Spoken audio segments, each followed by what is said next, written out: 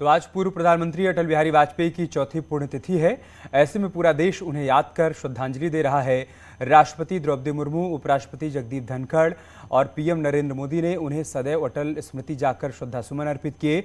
इस मौके पर प्रार्थना सभा का आयोजन भी किया गया। तस्वीरें हम आपको दिखा रहे हैं सदैव अटल से, जहां पर आप राष्ट्रपति द्रौपदी मुर्मू को देख सकते हैं जिन्होंने अटल जी को श्रद्धासुमन अर्पित किए। उसके बाद उपराष्ट्रपति जगदीप धनखड़ ने भी श्रद्धांजलि अर्पित की। जो आप तीसरी तस्वीर देख पा रहे हैं, प्रधानमंत्री नरेंद्र मोदी ने भी अटल जी को याद किया, पुष्प अर्पित कर। पूर्व राष्ट्रपति रामनाथ कोविंद भी पहुंचे। गृह मंत्री अमित शाह, रक्षा मंत्री राजनाथ सिंह, बीजेपी के राष्ट्रीय अध्यक्ष जेपी नड्डा ने भी आज अटल जी को याद किया, उनको श्रद्धासुमन अर्पित किए। लेकिन मेरी बगीचे की हरी हरी धूप पर ओस की बूंद हर मौसम में नहीं मिलेगी। सचमुच कहीं खो गई है वो पवित्र ओस की बूंद। माननीय राष्ट्रपति महोदया, अपनी भावांजलि अर्पित करते हुए श्रद्धेय अटल जी को हमारे दिलों में प्रेरणा। 16 अगस्त साल 2018 को अटल जी का निधन हुआ था और आज 4 साल हो गए उनके निधन को। चौथी पुण्यतिथि है। इस मौके पर समूचे देश में उनको याद किया जा रहा है। लेकिन ये जो आप तस्वीर देख पा रहे हैं, ये अटल समाधि स्थल की है, जहां पर गृह मंत्री अमित शाह को देख सकते हैं आप पहली तस्वीर में। दूसरी तस्वीर में पार्टी के राष्ट्रीय अध्यक्ष जेपी नड्डा हैं और तीसरी तस्वीर में आपको रक्षा मंत्री राजनाथ सिंह पुष्प अर्पित करते हुए नजर आ रहे हैं। बाकी संगठन के दूसरे नेता भी, सरकार के मंत्री यहाँ पर पहुंचे हैं अटल जी को श्रद्धासुमन अर्पित करने के लिए। सदस्यगण भी मौजूद हैं, आदरणीय नमिता जी और आदरणीय रंजन भट्टाचार्य जी।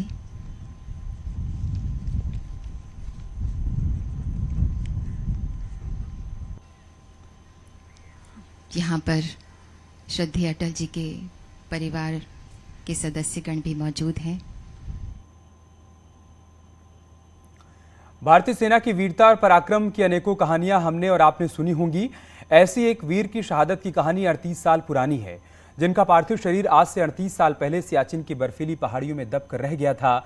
हल्द्वानी के रहने वाले चंद्रप्रकाश हरबोला समेत 14 लोग साल 1984 में सियाचिन में शहीद हो गए थे, जिसमें से 5 लोगों की बॉडी रिकवर नहीं हो पाई थी।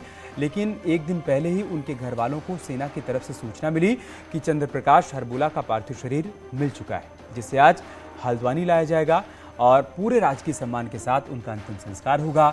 38 साल पहले परिवार के मुखिया का पार्थिव शरीर मिलने से परिवार के जख्म एक बार फिर से हरे हो गए।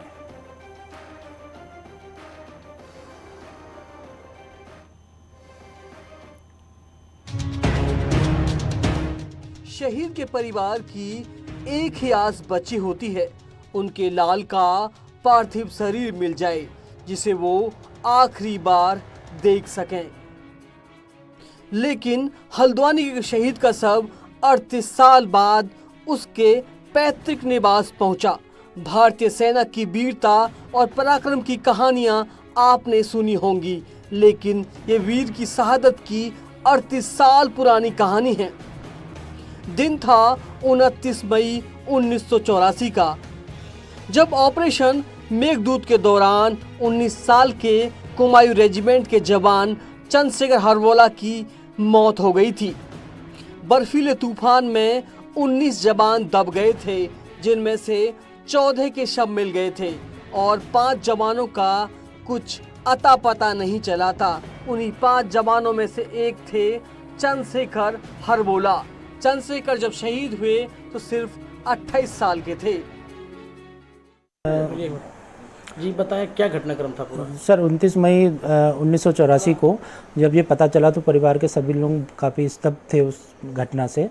और फिर उसके बाद और भी ज़्यादा दुख उस बात का हुआ कि उनकी बॉडी नहीं मिली, जिससे कि हम लोग इस असमंजस में रहे कि वो उनका अंतिम संस्कार किया जाए अथवा ना किया जाए। चंद्रशेखर जब शहीद हुए थे तब उनकी एक बेटी 7 साल की थी और दूसरी बेटी 4 साल की थी, और आज उन बेटियों की उम्र 45 और 42 साल है। परिवार वालों ने शहीद का 7-8 साल तक इंतजार किया, लेकिन धीरे धीरे उनकी उम्मीद टूटती गई। 38 साल बाद एक दिन सेना की तरफ से फोन आया। सूचना मिली कि चंद्रशेखर हरबोला का पार्थिव शरीर मिल चुका है। सैनिक की पहचान में उसके डिस्क ने बड़ी मदद की। जिस पर सेना का दिया हुआ नंबर लिखा था। वो तो टूट ही गई थी। 8-10 साल तक तो लगता था शायद आ जाएंगे, उसके बाद से फिर कोई वो नहीं। अब तो 38 साल हो चुके। अच्छा, तो क्या बात हुई आर्मी वालों से?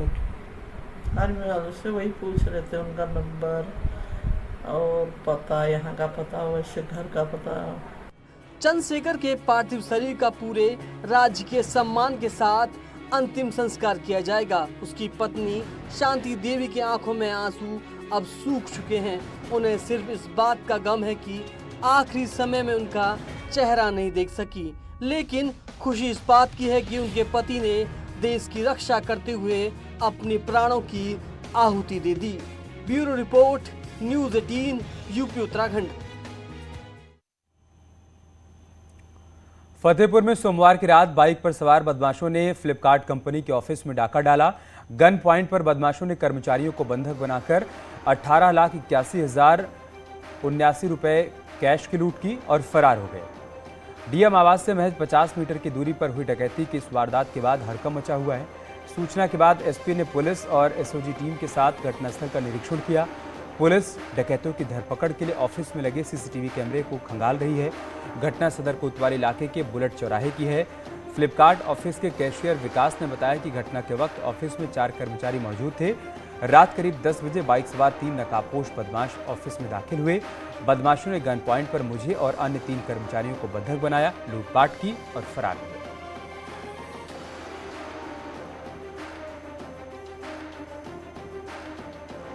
तीनों के पास बंदूकें थी, तीनों के पास। सब क्या बोले? कनपट्टी पे सर रख दिए। क्या बोले? बोले क्या, कैश दो। कितना कैश था?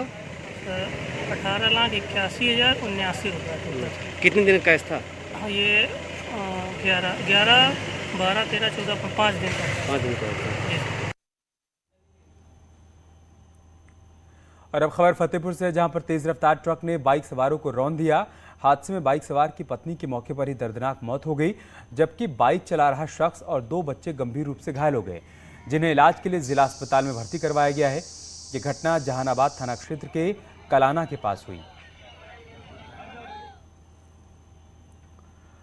नोएडा के गालीबाज श्रीकांत त्यागी पर दर्ज धोखाधड़ी के मामले में कोर्ट ने आज सुनवाई होनी है। गिरफ्तारी के बाद गालीबाज श्रीकांत त्यागी की सूरजपुर कोर्ट में जमानत अर्जी खारिज हो गई थी। आपको बता दें कि ओमैक्स सोसाइटी में महिला से बदसलूकी के मामले में पुलिस ने श्रीकांत त्यागी को गिरफ्तार किया था। उसके बाद से ही उसकी मुश्किल बढ़ती जा रही है।